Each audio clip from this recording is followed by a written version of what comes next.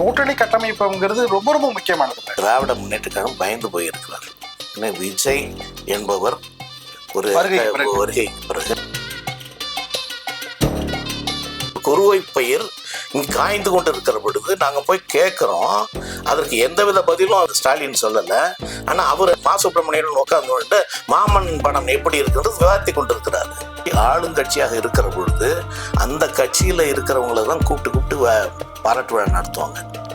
எதிர்கட்சி தலைவரை கூப்பிட்டு பாராட்டு அது வேற மாதிரி அந்த கட்சி பாராட்டு விழா வேணாலும் இருக்கலாமே தவிர, பொதுமக்களும் விவசாயிகளும் ஒரு எதிர்கட்சி தலைவரை கூப்பிட்டு பாராட்டு நடத்துகிறார்கள் என்று சொன்னா அவர்கள் செய்த சாதனையை நீ ஒண்ணு கூட செய்யல என்பதை உனக்கு சுட்டி காட்டுவதற்காகத்தான் இந்த பாராட்டு விழாவே.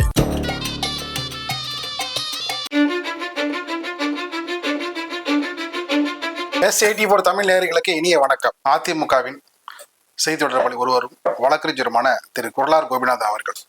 வணக்கம் சார். வணக்கம். நல்லா இருக்கீங்களா? நல்லா இருக்கையா. கூட்டணி கட்டமைப்புங்கிறது ரொம்ப ரொம்ப முக்கியமானது. நீ உண்மையிலேயே இன்றைக்கு திராவிட முன்னேற்ற கழகம் பயந்து போயிருக்கிறார். விஜய் என்பவர் ஒரு வருகைக்கு பிறகு அவர் ஒரு கட்சியை ஆரம்பிச்சிட்டாரு. ஸோ அவருடைய கட்சியில் இளைஞர்கள் அத்தனை பேரும் இன்றைக்கு போய் கொண்டிருக்கிறார்கள். அதுல பெரும்பான்மையானவர்கள் திராவிட முன்னேற்ற கழகத்திலிருந்து விலகி கொண்டிருக்கிறார்கள். ஏன்னா அந்த கட்சியிலேயே ஈவன் அந்த கட்சி உறுப்பினர்களே அந்த கட்சியில சரியான பொறுப்புல இருக்கிறவங்க கூட இன்றைக்கு திமுகவை தூக்கி எறிய வேண்டும்ங்கிற ஒரு நிலைமைக்கு வந்துட்டாங்க. இன்னைக்கு நான் காலையில பேசிட்டு இருக்கும்போது ஒருத்தர் என்கிட்ட அப்படிதான் சொல்றாரு. என்னன்னா திமுகவை ஒழிய வேண்டும். அவங்க கட்சியில் என்னன்னா சார், நான் இவ்வளவு நாள் அவன் 10 வருஷம் காத்துட்டு இருந்தான், ஆட்சி வரணும்னு திராவிட முன்னேற்ற கழகத்தினுடைய தொண்டை அவர்கள் பொறுப்பில் இருக்கிறவர்களுக்கு இருந்தார்கள். இன்றைக்கு ஆட்சி வந்துருச்சு. இன்றைக்கு கடந்த 4 வருடமாக அவங்க குடும்ப உறுப்பினர்கள் மட்டுமே எல்லாவித அதிகாரத்தையும் வசூலையும் அவங்க மட்டும் தானே பண்ணிட்டு இருக்காங்க. இவன் சும்மா வேடிக்கையில பார்த்துட்டு இருக்கான். இவனுக்கு எந்தவித நன்மையும் கிடைக்கலையே. ஊர்ல போனா மக்கள் திட்டுறான், அங்க போனா ஒன்றும் ஒரு பிரயோஜனம் இல்லை. அவன் எப்படி அங்க அந்த கட்சியில இருப்பான்? இளைஞர்கள் அதான் நான் சொல்றாங்க, இந்த கட்சி பல எதிர்பார்ப்போடு நாங்கள் ஸ்டாலினை எதிர்பார்த்தோம். உதயநிதியை கொண்டு வரதுல காட்டிய மும்முரத்தை மக்களுக்கு செய்ய வேண்டிய சேவையை அவர் காட்டல.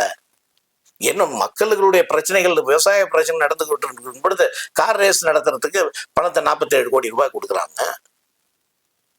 இதெல்லாம் மக்கள் பார்க்க மாட்டாங்களா? நீங்க அதுதான் என்ன சொல்றாருன்னா, விவசாய சங்கத்தினுடைய தலைவர் பாண்டியன் அவர் எந்த கட்சியும் சார்ந்தவர் கிடையாது, எங்களுக்கும் அவர் ஒன்றும் வேண்டப்பட்டவர் கிடையாது. அவரு என்ன சொல்றாரு, எடப்பாடி இருக்கிற பொழுது இந்த இதுல மீத்தேன் எடுக்கக்கூடாது என்று பாதுகாக்கப்பட்ட வேளாண்மை மண்டலமாக அதை மாற்றினாரு. சோ அதனால இன்றைக்கு தஞ்சை மாவட்டம் தப்பி இருக்கிறது. அதே சமயத்தில் குருவை பயிர் காய்ந்து கொண்டு இருக்கிற பொழுது நாங்க போய் கேட்கிறோம். அதற்கு எந்தவித பதிலும் ஸ்டாலின் சொல்லல. ஆனா அவர் மா சுப்பிரமணியன் உட்கார்ந்து மாமன் படம் எப்படி இருக்குன்றது விவாதித்து கொண்டிருக்கிறாரு. அப்ப நாங்க பொங்க மாட்டோமா என்று கேட்கிறாரு. அது நியாயம் இல்லையா? அதனால விவசாயிகளையும் நீங்க ஏமாற்றி இருக்கிறீர்கள், அவங்கள்ட்ட எதையுமே நீங்க செய்யலையே. சோ இப்படிப்பட்ட சூழ்நிலையில அந்த விவசாயிகள் நடத்திய பாராட்டு விழாவோட சமீபத்துல மேஸ்டேரி நடந்தது எடப்பாடியார் அவர்களுக்கு. அதை பார்த்தீங்கன்னா அது குறித்து கூட திமுகவுடைய பொதுச்செயலர் துரைமுருகன் கடுமையான ஒரு கண்டனத்தை தெரிவிச்சிருந்தாரு. வைத்தறிச்சல் தான். என்னன்னு சொல்றாரு, விவசாயிகளுக்கு நாங்க நல்லது செஞ்சிட்டு இருக்கோம், நீங்க பாராட்டு விழா யாருக்கு நடத்துறீங்க?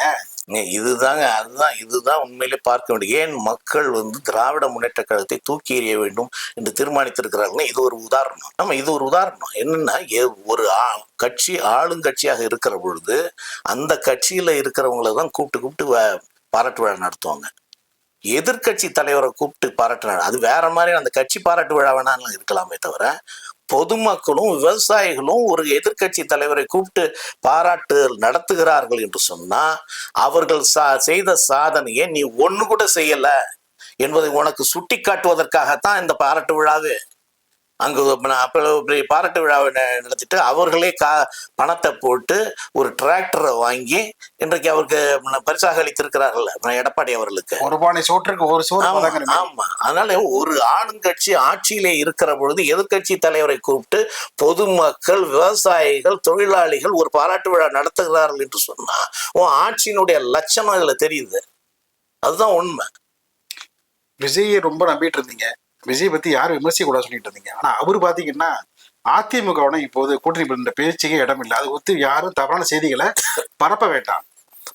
எங்களை பொறுத்தவரை நாங்க என்னன்னா, விஜய் தெளிவாக தன்னுடைய கருத்தை சொல்லியிருந்தார். அவருடைய அந்த மாநாட்டில் என்ன சொல்லியிருந்தாருன்னா, இந்த நாட்டினுடைய அவலம் திராவிட முன்னேற்ற கழகம். நான் கட்சி ஆரம்பிக்கக்கூடிய நோக்கமே திராவிட முன்னேற்ற கழகத்தை தூக்கி எறிய வேண்டும் என்பதுதான். அதுதான் என்னுடைய முக்கிய நோக்கமே. திராவிட முன்னேற்ற கழகம் திராவிட மாடல் ஆட்சி என்று மக்களை ஏமாற்றி கொண்டிருக்கிறது.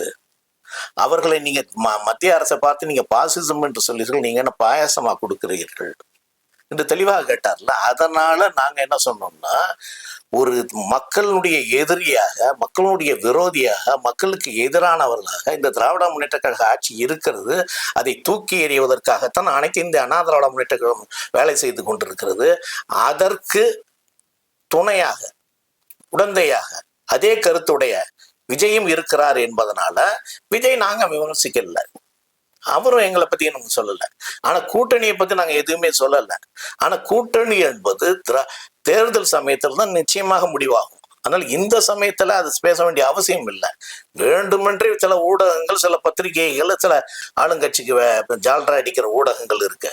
அவங்க வேணுக்குன்னு இதை கிளப்பி விட்டாங்களே தவிர, எங்களை பொறுத்த வரைக்கும் திராவிட முன்னேற்ற கழகத்தை யாரெல்லாம் எதிர்க்கிறார்களோ, யாரெல்லாம் அந்த ஒத்த கருத்தை இருக்கிறார்களோ அவர்களெல்லாம் நாங்கள் ஏற்றுக்கொள்வோம். கூட்டணி இப்ப கூட்டணி குறித்து இப்ப பேசணும்னு சொல்றீங்க.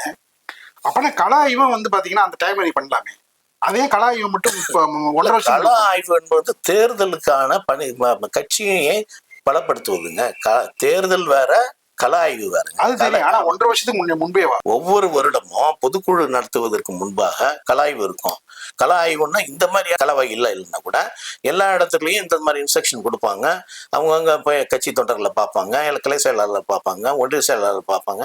இது நடந்து கொண்டு தான் இருக்கும். கலா ஆய்வு இப்ப தேர்தலும் வருகிற காரணத்தினால ரெண்டுத்தையும் சரியான முறையில கட்டமைக்க வேண்டும் அப்படின்றதுக்காக நடத்தி கொண்டு இருக்கிறது. பாஜக தவிர்த்து ஒத்த கருத்துடைய கட்சிகள் அனைத்தும் அதிமுக கூட்டணியில இணைக்கப்படும் அப்படின்னு எடப்பாடி பழனிசாமி கடந்த சில நாட்கள் மட்டும் சொல்லியிருந்தாரு. அது உறுதியா இருப்பாரா? நிச்சயமா, நிச்சயமா. இதுல ஒன்றும் மாற்று கருத்தை கிடையாதுங்க. பாஜகவை தவிர்த்து மற்ற ஒத்த கருத்து உடைய அத்தனை பேரும் இங்க வந்து கொண்டு இருக்கிறார்கள். அவங்களுக்கு என்னன்னா, பெரும்பான்மையான கட்சிகள் தமிழகத்துல மக்களை ஏமாற்றுகிற கட்சியாக திராவிட முன்னேற்ற கழகம் இருந்து கொண்டிருக்கிறது. அதனால் மக்களை பொய்யை சொல்லி ஏமாற்றுகிறார்கள். அதனால இவங்களுக்கு நீங்க ஒண்ணும் இல்லைங்க.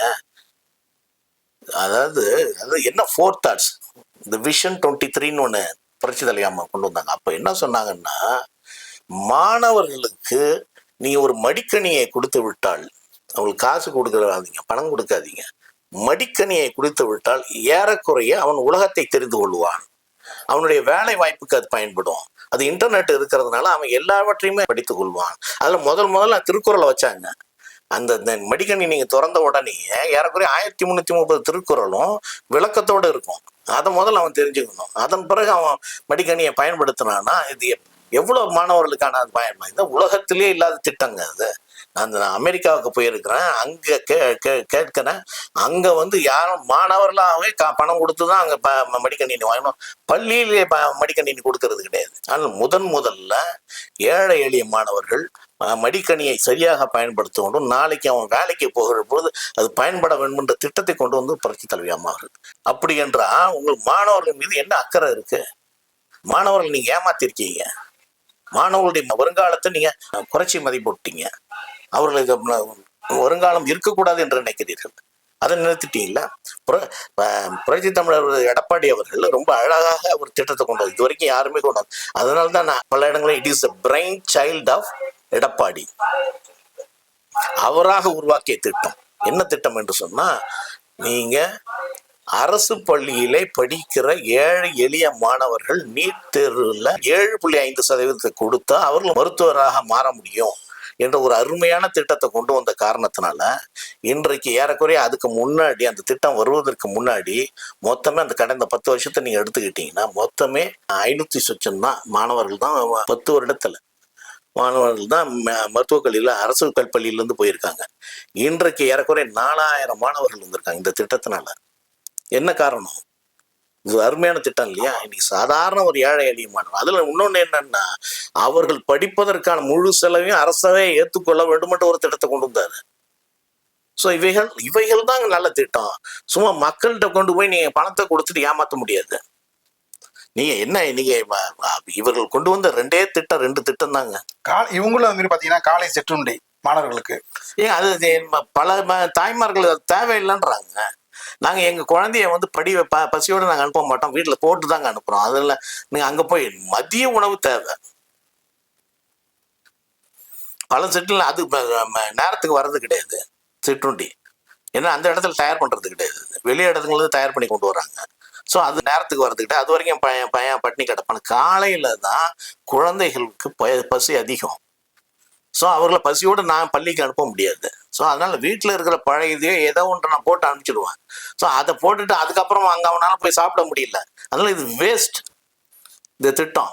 மதிய உணவு என்பது அவன் சாப்பிட்டுட்டு அவன் கொஞ்சம் சாப்பாடை எடுத்துக்கிட்டு வீட்டுக்கு வருவான்.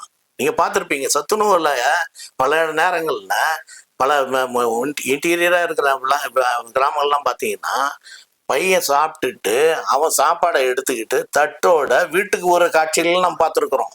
அது வீட்டில் இருக்கிறவங்களும் சாப்பிட்ருக்காங்க. அதுவும் பார்த்தலைன்னா அம்மா உணவு இருக்கு, அங்கே போய் சாப்பிடுவாங்க. ஸோ இப்படி நல்ல திட்டங்களை கொண்டு வரணும்.